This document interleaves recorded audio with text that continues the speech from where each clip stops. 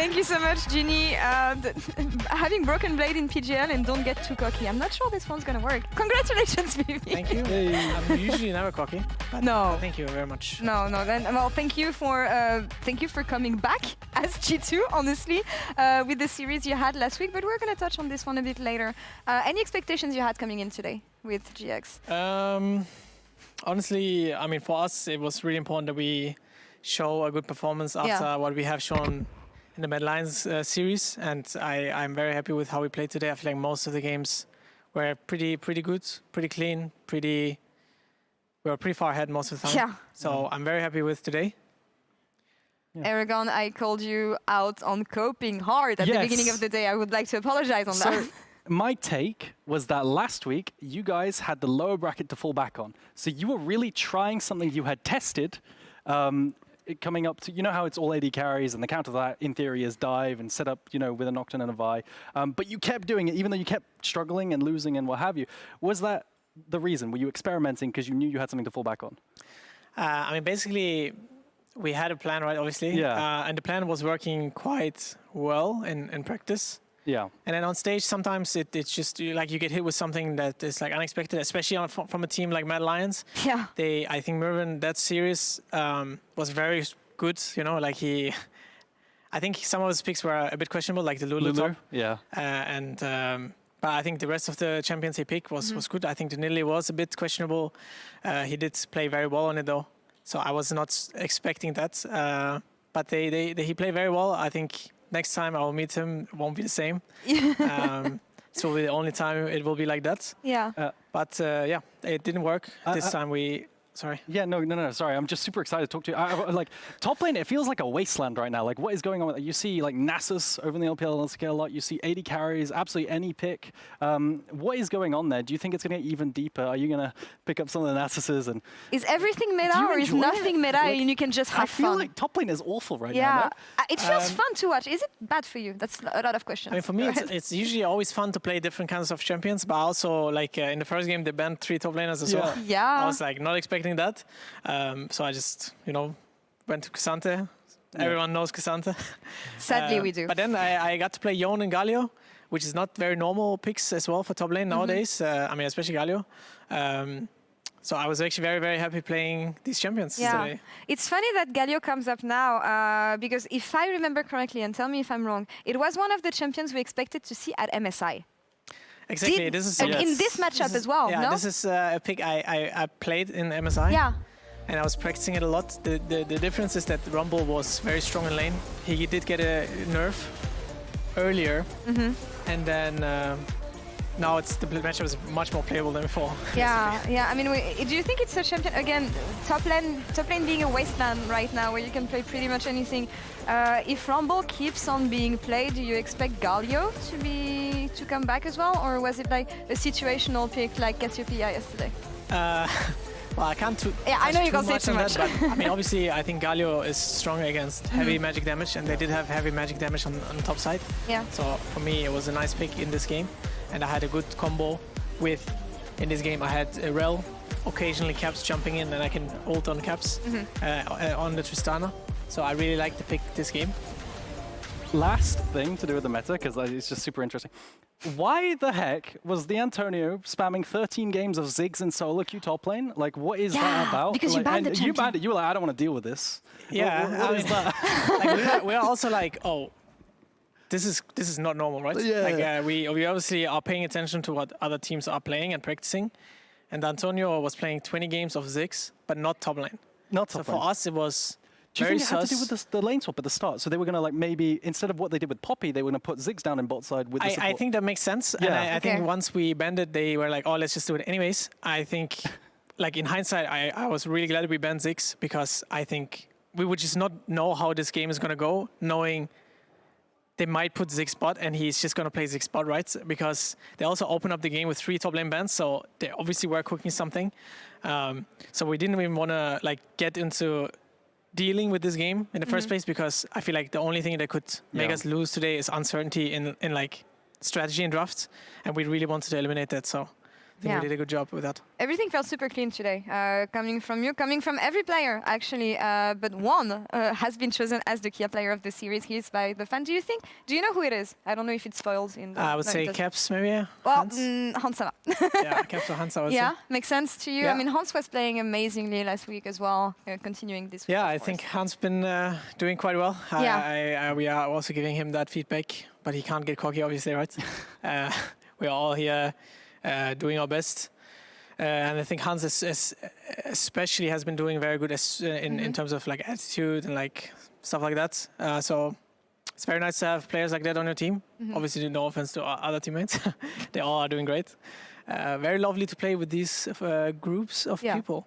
Lovely group of people. Thank you, Topfather, for this enlightened content and feedback about your teammates. We're going to come back to you a bit later. But first, of course, with G2 winning, we have to say goodbye to GX, who had an amazing year and a surprising summer, honestly. And Ginny is standing by with Caps in the Bonvoy post-match interview.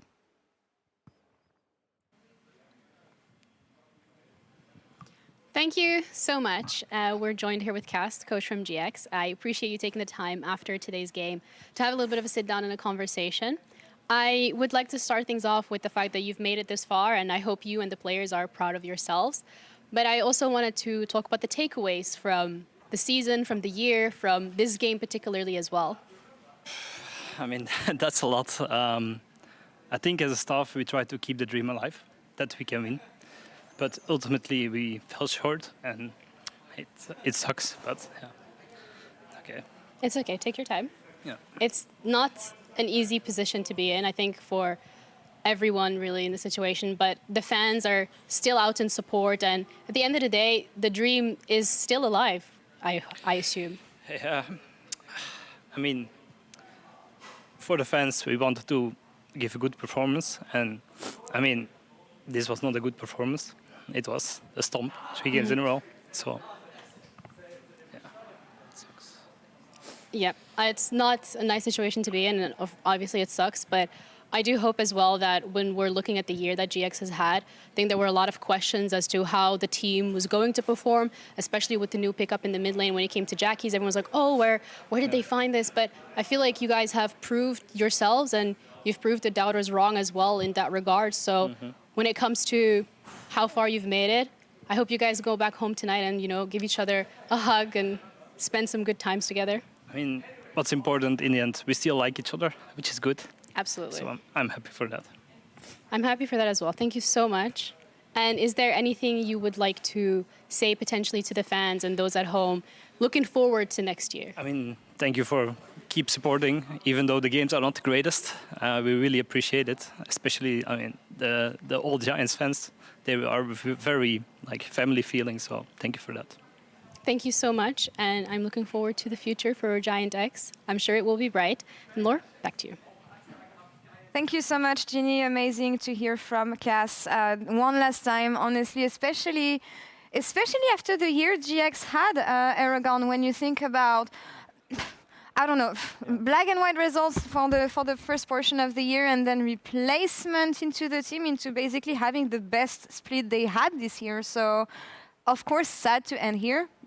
Was difficult to make against G2, but yeah, I do want to appreciate the improvements from this team. I mean, yeah, that's the big thing. I think the biggest thing to me for Giant X is the fact that they found their identity. They found it through Caps, especially, sorry, not Caps, sorry. We keep on saying Caps all the time. Jackie's in the mid lane, where they kept playing through mid, giving him draft resources, giving him everything that they could possibly do.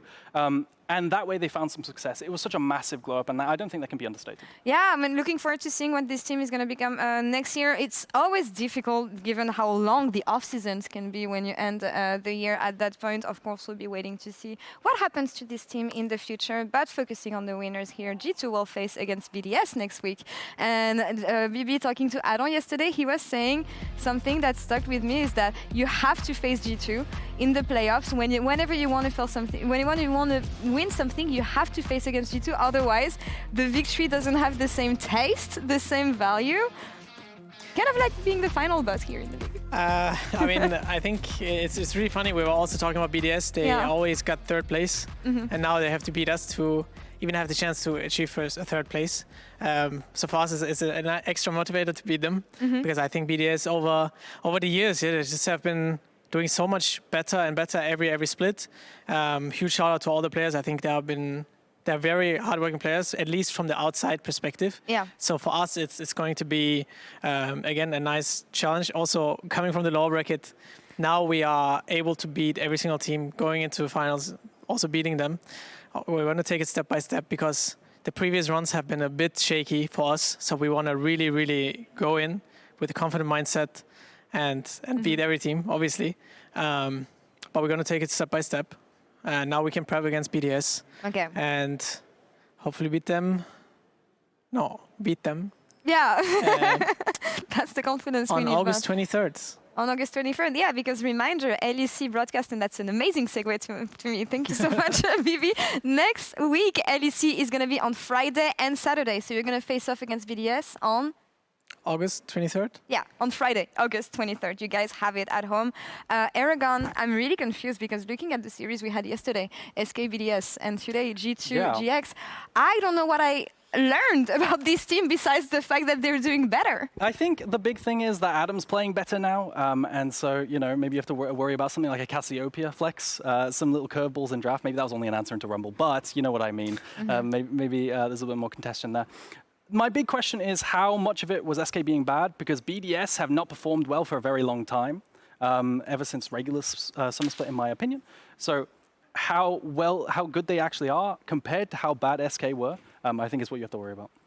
Exactly. I think SK has been on a downfall ever since they're 8-1 in the regular split.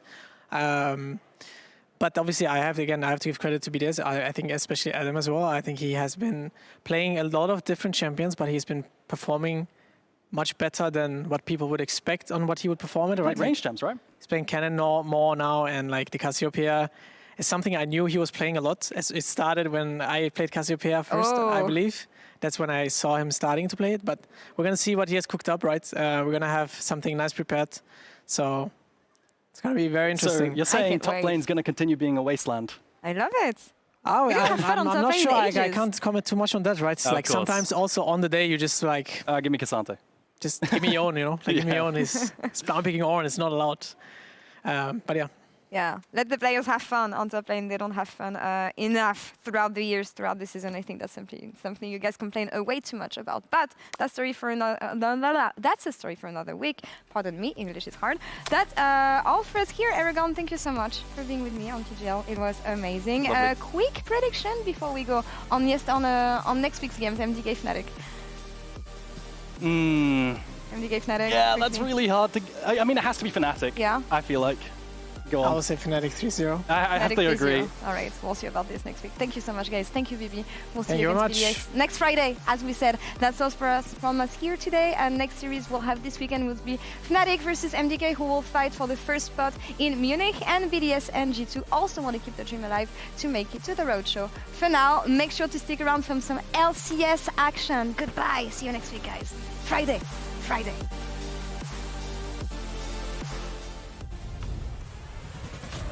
This season, we've heard a lot of talk in the LCS.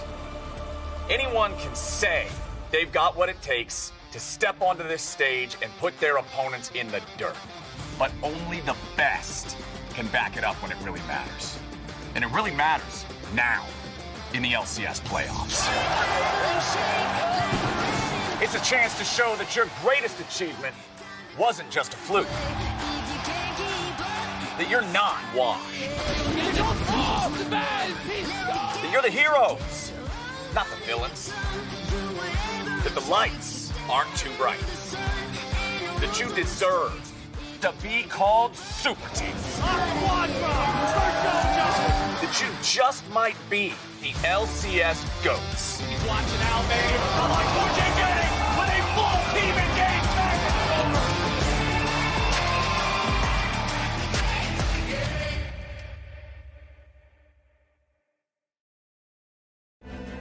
You think you can lift me?